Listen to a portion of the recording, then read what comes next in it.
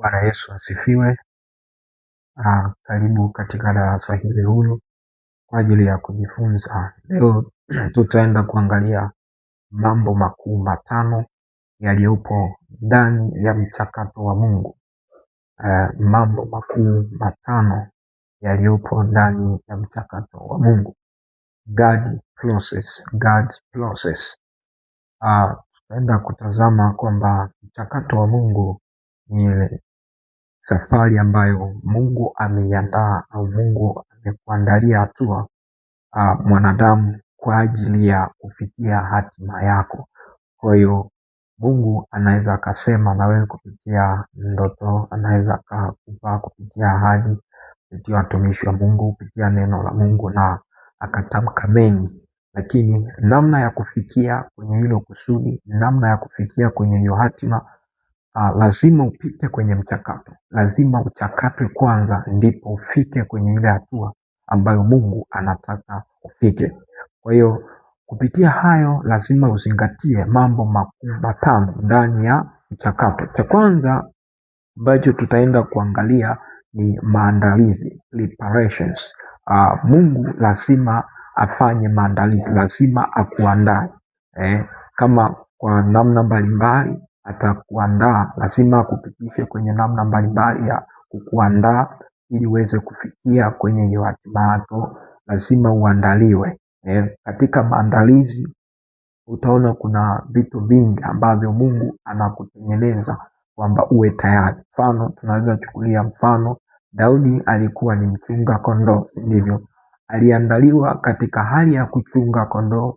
Katika hali ya kuchunga kondoo akapambana na wanyama wakali, mfano wadubu, mfano simba. Alikuwa anaandaliwa kwamba Mungu anamuandaa kwamba hatua ambayo anaipitia itakuja kumsaidia kwenye hatua nyingine hapo baadaye.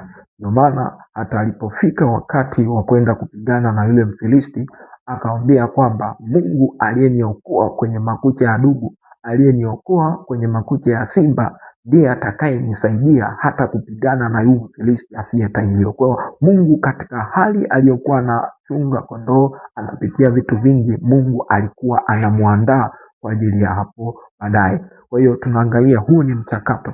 Daudi alikuwa ajui, yamkini alikuwa ajui, lakini Mungu alikuwa anajua kila ambacho ameweka ndani yake. Kwa hiyo alikuwa anamuandaa. Namba 2, tunaangalia ndani ya mchakato wa Mungu kuna uvumilivu na imani.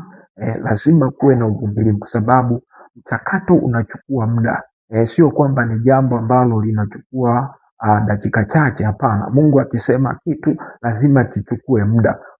Lazima kuwe na uvumilivu, subira ya kungoja, lakini kuwe na imani.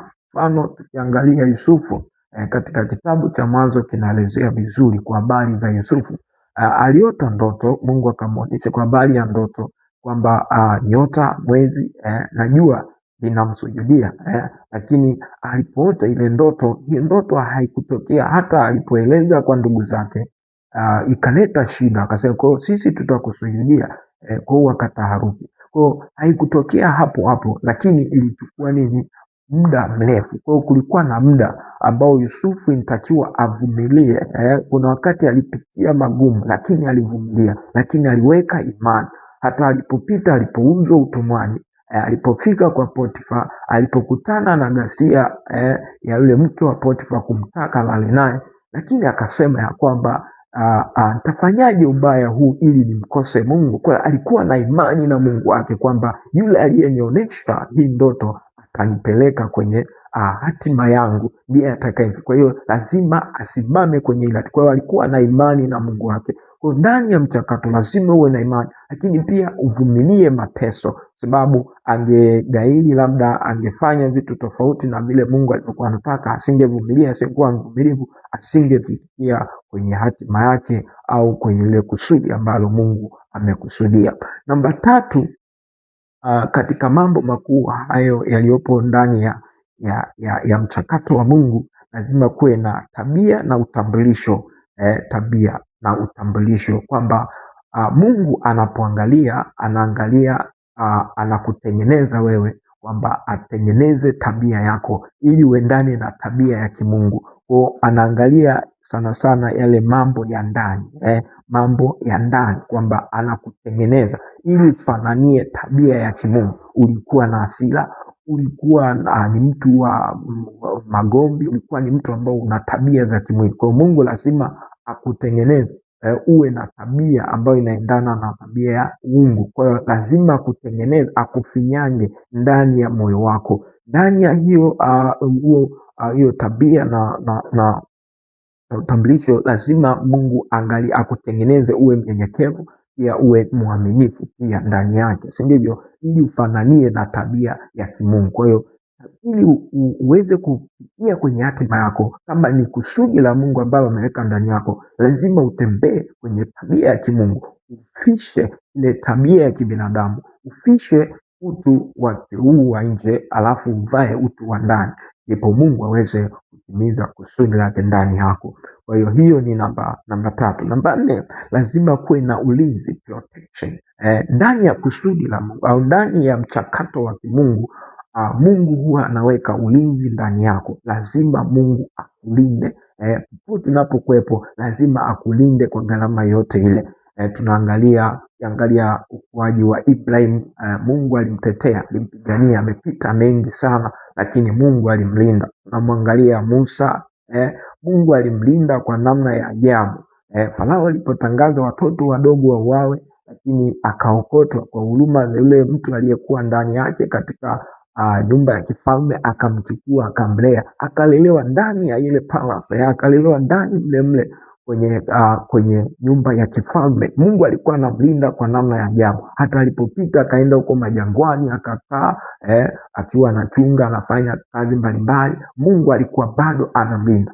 Mwenye haki Mungu mlinda. Hata tunaona Yusufu alipotupwa kwenye ile shimo lile lilikuwa na nyoka, ilikuwa na nyoka wakali, ilikuwa na nzige, lakini Mungu alimlinda, akawazuia wale nyoka wasiweze kumng'ata Yusufu, kwa sababu amebeba kusudi la Mungu. Mungu anapokupitisha kwenye mchakato wake, lazima akulinde, lazima agize ulinzi wake ulindwe. Hata Yesu alilindwa. Tunaona anakuwa anatoa ishara kwamba nendeni Misri, kwa sababu umetangazwa mbiu ya kwamba watoto wote wauawe. Kuna namna ambayo Mungu anatuma malaika zake ili wakulinde usiweze kuharibiwa. Kwa Mungu ili akufikisha kwenye ile kusudi lake, lazima upite kwenye huo mchakato, sivyo? Namba 5, kusudi.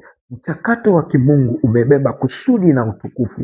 Ndani ya mchakato wa Mungu umebeba kusudi na utukufu, kwamba Mungu anapoleta kitu fulani lazima kuwe na kusudi fulani.